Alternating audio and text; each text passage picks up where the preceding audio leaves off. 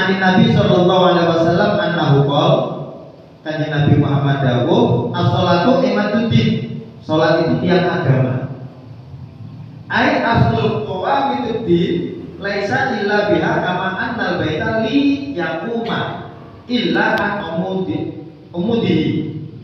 Jadi yang namanya asal, asli, ujung itu berasal dari apa?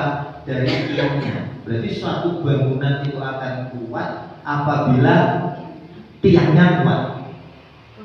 Suatu biasa tiangnya. Terus bangunan itu bisa berdiri kalau tiangnya lengkap. Nah, sama dengan Islam. Islam itu bisa disebut berdiri kalau tiangnya jatuh. Nah, tiangnya itu adalah sholat. Nah, maka dari itu kita sebagai umat Muslim yang menjadikan Islam itu ada itu bukan Islamnya, tapi muamalah kita melakoni ibadahnya. Salah satu yang diwajibkan sholat. Selama sekono sholat sergap di suatu daerah, insya Allah Islamnya kuat. Nah, gitu loh. Islamnya kuat. Lalu sampai satu daerah sholat itu agak ono, yo alamat Islamnya akan hancur. Konsepnya Pak Irsawi ini. Nah, jadi kitanya yang disebut itu kitanya. Nah, terus tadi boleh ubudiyati wa adatil haqqi rububiyah. Untuk apa? Untuk menegaskan itulah keberadaan hakikatnya adanya Allah, adanya ketuhanan. Artinya kedudukan Islam itu tidak bisa digoncang. Panjenengan sholat Islam ya utuh, panjenengan ndak sholat Islam ya utuh. Nah, makanya hakikatul rububiyah. Ini hakikatnya bahwa Islam itu dijaga oleh Allah.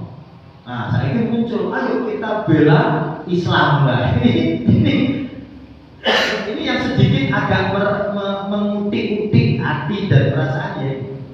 Padahal menjaga Islam tak perlu dijaga, Islam sudah ada yang jaga. Dari mana ini? Suatu contoh gitu. Pada suatu masa ini ya suatu kecerdasan. Apa? Baitullah itu apa? Ka'bah ya. Ka'bah itu akan diserang oleh Raja Abraham. Akan dihancurkan. Ini pada masa-masa persiapan kelahiranipun Kanjeng Nabi Muhammad. Di situ sudah diturunkan dan diramalkan dari Taurat bahwa akan ada suatu agama yang akan membersihkan agama sebelumnya. Akan ada suatu ajaran yang menyempurnakan ajaran sebelumnya. Siapa? Raja Abraham. Bapak. Ya ini yang dibawa oleh Nabi Muhammad nantinya SAW. Di saat beliau akan menghancurkan Ka'bah ini Baitullah, menghancurkan Ka'bah. Loh, dilalah, yang namanya dilalah ini di luar akal. Dilalah. Yang orang kaya di situ adalah kakeknya Kanjeng Nabi Muhammad. Sinten? Kakeknya. Sayyid Abdul Muthalib. Itu sih paling kaya, paling seneng sedekah, paling seneng. Pokok kambingnya paling sugih. Lu itu dirampas oleh prajurit Raja Abraham. Dirampas. Nah, padahal menurut sejarah yang menjaga kunci Ka'bah, jadi orang dulu itu juga sudah mengiyakan, mentasbihkan bahwa Ka'bah itu rumah Tuhan. Baitullah. Orang Quraisy itu namanya Bani Hashim apa Hisham? Bani Hashim. Ini gue sekali. Bani Hashim itu yang memegang kunci gitu. Itu tidak boleh diwariskan sampai sekarang turun-turun. Bani Hashim. Loh, akhirnya Bani Hashim ini langsung diancam oleh Raja Abraham. Serahkan kuncinya, hancurkan Ka'bah. Enggak belum. Unta sak pedus domba, bukan pedus ya, domba. Itu dirampas. Nah, saat dirampas langsung karena yang ditokohkan waktu itu Sayyidina kakeknya Kanjeng Nabi Muhammad, Abdul Thalib, beliau langsung ditanya, kamu ingin membela Ka'bah atau kamu akan menghancurkan berhala saya yang ada di sekelilingnya? Loh, itu jadi kakeknya Nabi Muhammad itu tidak mau dengan ajaib, tidak mau. Beliau tetap mengakui adanya Allah, tapi belum tahu siapa Allah. Malaikat Allah percaya, namanya Jamus. Nah, Jamus itu kalau menurut bahasa Arab artinya kebu, ya, kebu. Ya, padahal Jamus itu bahasa Arab kuno artinya Jibril. Nah, gitu. Artinya Jibril. Beliau itu percaya dengan Jibril. Itu sudah menurut akidah beliau yang hafal Injil juga hafal Taurat. Ayo, kamu mau menyelamatkan mana? Berhala saya atau hancurkan Ka'bah sendiri? Kalau tidak, saya yang akan menghancurkan. Apa jawabannya kakek Nabi Muhammad? Silahkan hancurkan. Kan aneh. Lo bagi hasil sing biasa jowo kok malah pokok ngejurno. Saya hanya minta satu. Apa yang kamu minta? Kembalikan kambing saya. Masuk akal kan? Kembalikan kambing saya. Wah, ya dikuin. Setelah itu apa? Kenapa kamu bisa seperti itu? Dijawab, kambing itu tidak ada yang jaga. Yang jaga tuannya kambing itu saya. Maka tolong kembalikan kambing saya untuk saya jaga, tak hormati. Sehingga di saat Anda mau menghancurkan Ka'bah, hancurkanlah Ka'bah. Saya tidak akan cawe-cawe karena ternyata beliau percaya Ka'bah sudah ada yang menjaga, yaitu Allah melalui Jamus itu tadi, melalui malaikat Jibril itu. Ternyata terbukti di saat beliau datang dihancurkan Ka'bah oleh Raja Abraha dan bala tentaranya, Allah yang menjaga. Apa yang dilakukan oleh Allah? Arsalallahu thayran. Allah mengirim burung yang dinamakan ababil. Nah, ini yang menurut riwayat ulama beda. Ya. Ono sing disebut ababil itu burung, jenenge burunge. Ono sing disebut ababil itu malaikat, yo apa rupane. Ono sing ngomong ababil itu adalah makhluk Allah yang memang dikirim dari surga membawa batu neraka untuk menghancurkan Raja Abraha dan pasukannya. Yang kemudian itu asbabun nuzulnya surat Al-Fil. Nah, disitulah Sayyidina Abdul Thalib mendiamkan diri, mingkem. Nah, itu diajarkan kepada putra-putranya Sayyid Abdullah sampai turun ke Sayyidina Muhammad Sallallahu Alaihi Wasallam. Nah, diajarkan kepada sahabat kepada tabi'in, tabi'in sampailah ke pengarang kitab ini. Nah, jadi apa yang disebut tiang agama, yaitu bagaimana kita menyikapi masalah agama itu dengan hidup.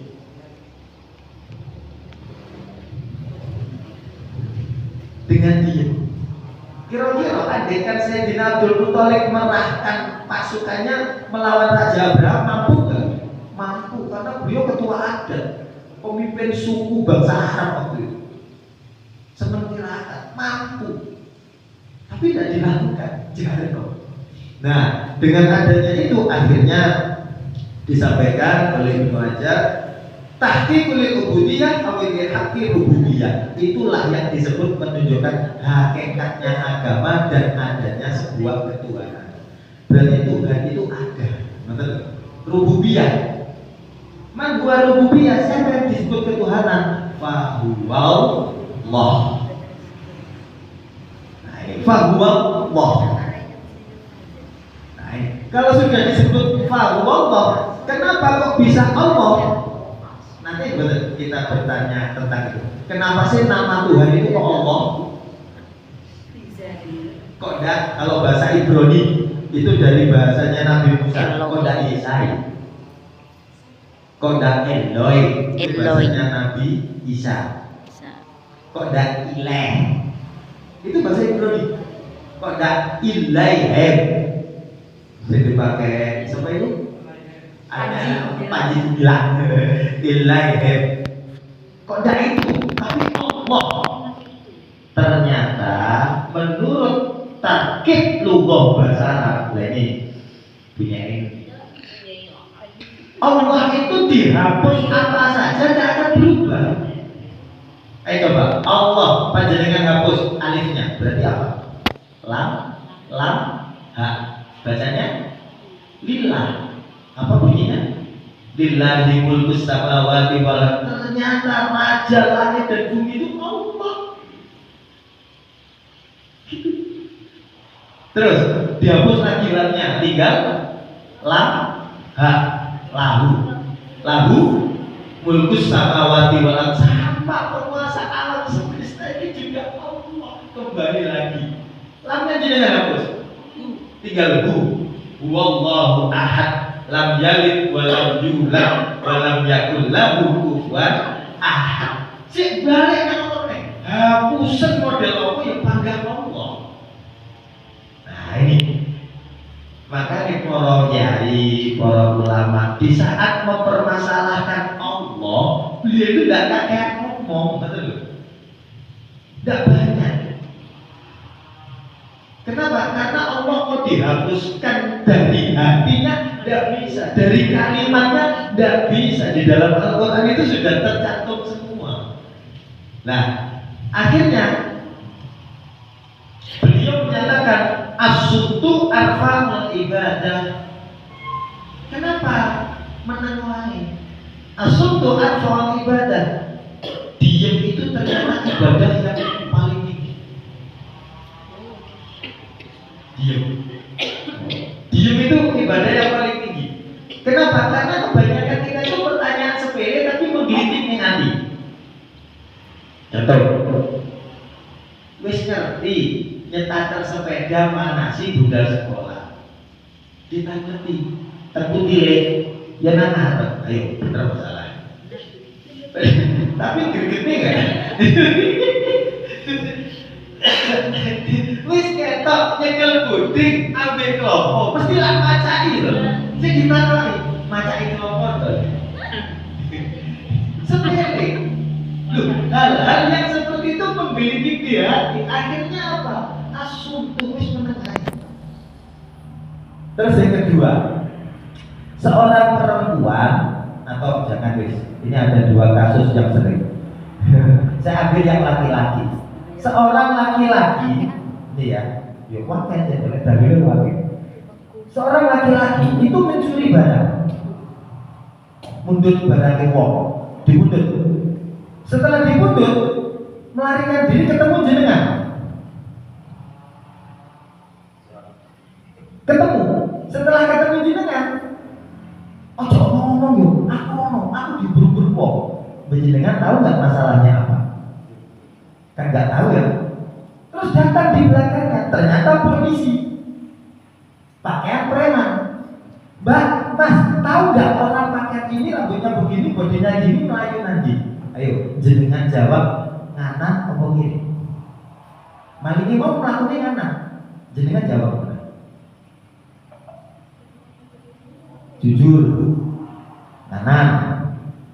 Mati maling ini. Berarti menurut hakikat yang disebut dalam kitab ini, dudine jenengan nganan meskipun jenengan berkata jujur dan beto ajuri wong dia dosa.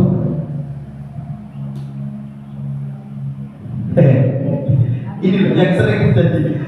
Ayo, dan beto wong ajur loh. Karena jujur ini yang sering terjadi.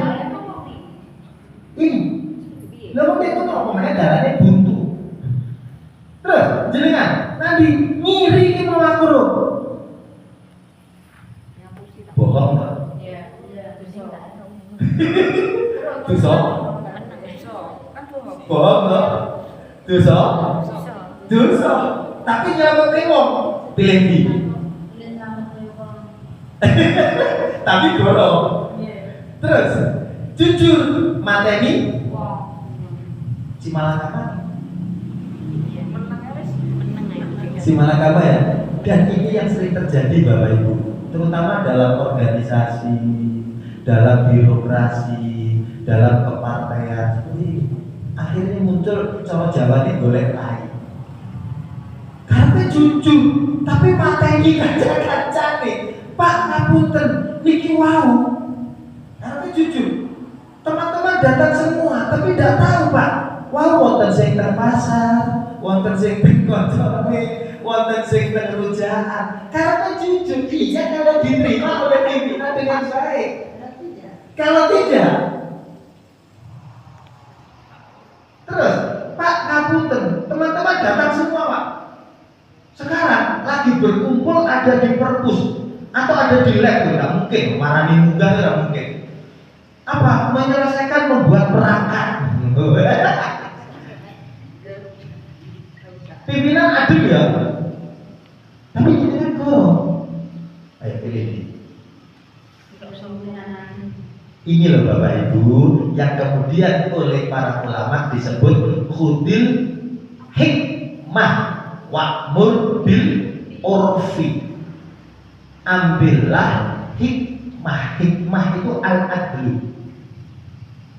Apa ya? Jalan tengah. Jalan tengah. Nah, ulama kate ngomong jujur mateni kancane ngapusi aku sing dosa padha-padha dosane. Mana yang lebih ringan? Nah, mana yang lebih ringan? Ternyata para ulama kalau dia itu ingin menyelamatkan diri dari hakikat rububiyah, kalau disebut rububiyah itu berarti dalam bentuk kepengawasan. Rabbul alamin loh. Itu berarti kepengawasan. Bukan saja pengatur, tapi sak pengawasan keseluruhan. Maka rububiyah ini artinya apa? Hakikat yang dibicarakan. Kalau sudah yang bicara hakikat, para ulama lebih baik as-suktu arfa'ul ibadah. Kanjeng Nabi dawuh dari hadis wau yang diriwayatkan oleh Imam Ad-Dailami, lebih baik diam, dan diam itu ibadah.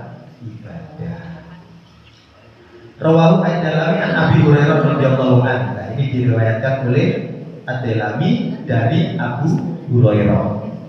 Jadi kanjeng Nabi langsung dawuh, ai sukutu amalan la yanfa'u fid din wa dunya. Dan diam itu adalah pekerjaan. Diam itu pekerjaan. Umpama diam tok ya pegel saja. Wong nesu ora didiemin ya ono. Kenapa? Dijawab wawa, tidak dijawab, ya pegel. Lah makanya diam. Biasanya cewek kayak gini nih cewek. Mas, ayo toh. Padahal ini kan kok pegawaian didem. Kate ngomong iya pegawaian enggak mari. Ngomong ayo walik. Ngomong ayo dituruti pegawaian ora mari. Ngomong enggak nesu. Ayo wong lanang pilih di.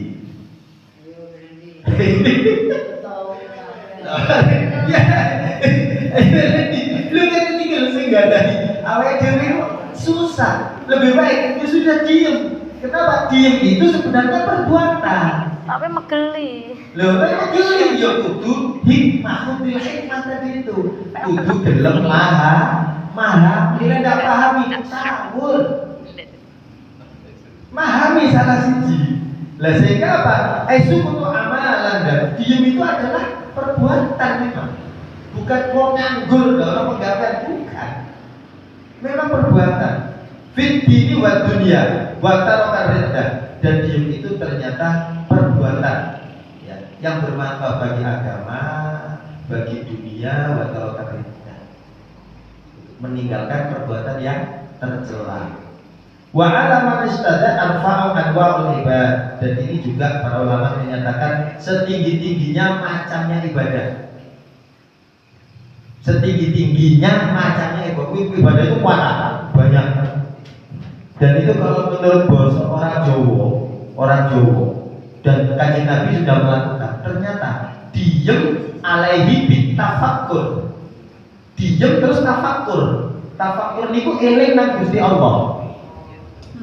Lek wong Jawa ngarani apa? Lek wong Islam ngarani uzlah. diem ya, itu menyendiri. Itu ternyata ibadah yang paling tinggi dan apa yang diminta langsung dikabulkan oleh Allah. Nah, lekong sakit lah boten. Timbangan tidak dipikiran, timbangan tidak tidak penah hati, diucapkan kabeh. Oh, lekong Jawa ngarani nyeleket. Oh, bar.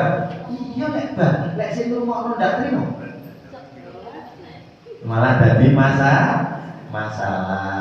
Sehingga apa? Fa'ina aksarul khotoya minal lisan. Kenapa diam? Karena aksarul khotoya minal lisan. Karena kebanyakan kesalahan itu berasal dari lisan. Nah, ini yang sepele. Sehingga disebut al-lisan kasef. Lidah itu bagaikan pedang. Jadi lisan itu bagaikan pedang. Bisa menjadi provokasi, bisa menjadi fitnah, bisa menjadi ghibah. Ayo coba semuanya itu berasal dari mana? Lisan. Bisa menjadi ngerasani. Lisan. Bisa menjadi dari lisan. Amma idza kana al-insan khaliyan min aninas. Nah, sebagaimana seperti manusia yang sedang kosong, khaliyan itu kosong dalam hati. Hatinya kosong, pikirannya kosong, ngelamun, metengker. Apa? Metengker nih yo. Wis dalam penggawean khaliyan. Ya aninas, fala yakunu sukutuhu minal ibadah, maka dia akan menjadikan diamnya itu ibadah. Fala yakunu sukutuhu ibadah, itu tidak akan menjadi ibadah.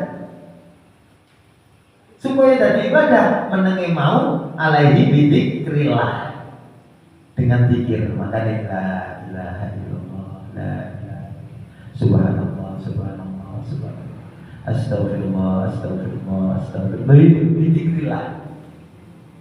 Melek film-film dhisik para wali kan karo mlaku karo zikir, tasbih, lungguh timbang nglamun. Itu sudah ditegur oleh Allah di dalam Al-Quran. Tidak tahu surat apa itu, Al-Isra ya. Wala taj'al yadaka maghlulatan ila unukika wala tabsutha kullal basti fataqudam malumah mahdura madhura. Wala taj'al yadaka maghlulatan ila unukika. Ojo mbok dadekne tanganmu itu tergulat di dalam lehermu. Gitu. Terus, ngeten. Terus, ngeten. Kok enak aja nih.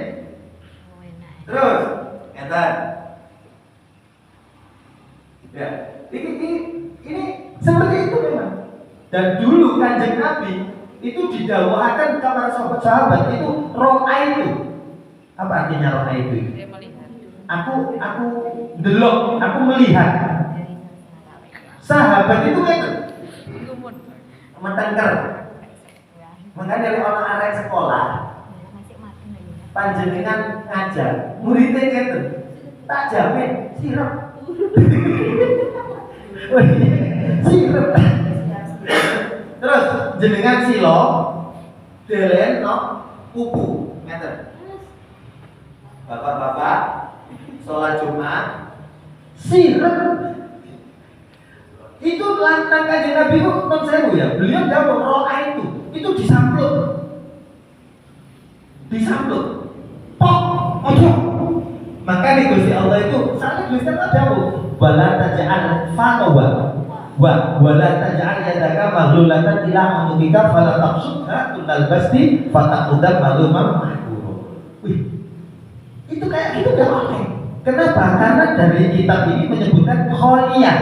Kholiyah itu akan menjadikan hati kosong, pikiran kosong. Kalau hati kosong, pikiran kosong, itu akan menjadi fitnah. Lek wis menjadi fitnah, setan masuk. Nah, itu ancamannya yuwaswi sufi sudu rinas. Contoh. Tiba Ibu Fitri yo wahyu yo seksi yo mulus yo. Kholiyah Kalau sudah seperti itu, imajinasi ngalor ngidul nggak? Iya. Nah, kalau sudah ngalor ngidul, apa yang terjadi?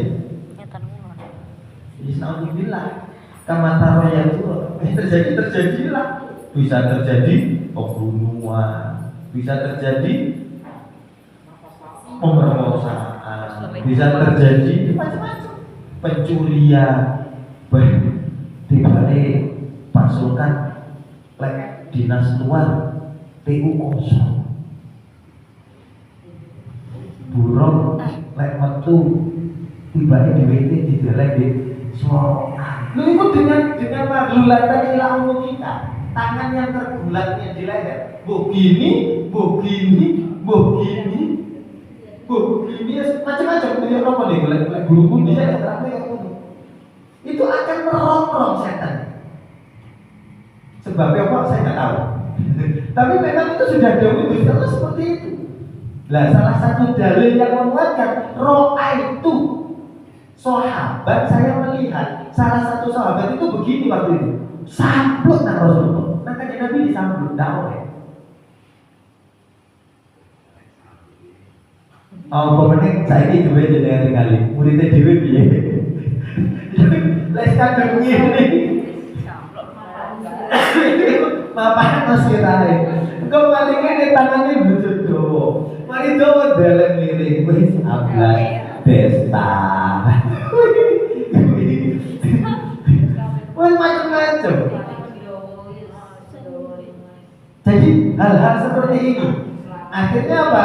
Beliau menyatakan, jikalau tangan kita bersedeku bergulat di leher yang menjadikan hati kholian dadekno atine awake dhewe iki kosong, yuwaswisu fi sudu rinas, akan menjadikan penggerogotan hatinya manusia oleh khonnas.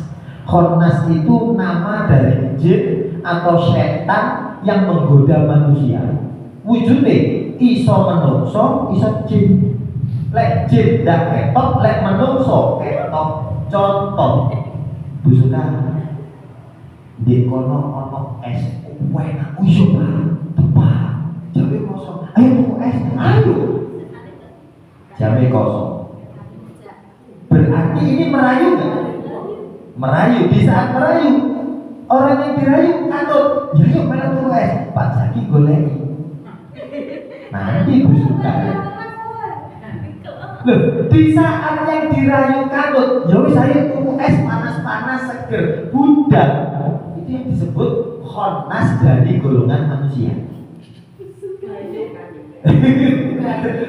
Contoh, khonnas dari golongan manusia.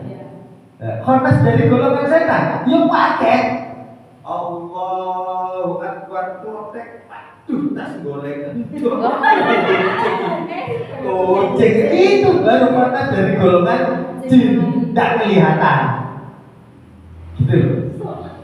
Jadi itu jelas batal di sholatnya. Kenapa? Karena sholat itu fa'bud robbaka ka'annaka tarahu. Khusyuk itu wakil. Iya tidak sampai fa'bud robbaka ka'annaka tarahu. Wis ngamulo ngabekti nang Gusti Allah koyok-koyok panjenengan mirsani Gusti Allah. Koyok-koyok panjenengan mirsani Gusti Allah di ngarep jenengan. Bener. Fa'ilam tastati, fa'ilam tarohu, kalau belum melihat Allah, faja'al dadeno, Allah yaroka, fa'innahu yaroka. Allah melihat kamu, yuk panjenengan kamu ujian, jadi mengawas. Ayo, masih ngadep ning burine, ngadep ning pinggire murine, nyentuh, ya rawani. Kenapa? Koyok-koyok diawasi padahal nyekel HP. Nyekel HP, chattingan, ruang 8, LJK kurang 5. Padahal muridnya contohan, kita tidak tahu. Tapi mereka betul-betul takut gitu. Nah, sama seperti kita kalau ibadah seperti itu. Kalau panjenengan sudah bisa seperti itu namanya khusyuk. Tingkat tertinggi dari khusyuk itu sama kembali, namanya kholi. Kholi itu menyatunya, belajar ini Kanjeng Sunan Kalijogo. Ya, itu menyatunya hati dan pikiran kepada Allah, itu kholi. Ya, itu kholi. Nah, sehingga karena kita diam kalau tidak diiringi dengan dzikrillah itu fala yakutu sukutuhu minal ibadah, maka tidak disebut diamnya itu ibadah. Betul. Fasodako tunufi, sodako itu memang api. Terus godol Rabbi, murka, marah, itu penggaweane Gusti Allah Pangeran. Terus asutu afdol, timbangane nesu yo elek. Terus sedekah ora iso, mending diem. Mending diem. Jadi mending diem. Kate sedekah ora duwe-duwe, kate nesu ngamuk-ngamuk yo iku penggaweane Gusti Allah, mending diem. Akhirnya kanjeng Nabi dawuh asubtu zainul lil alimi wasidul lil jahil.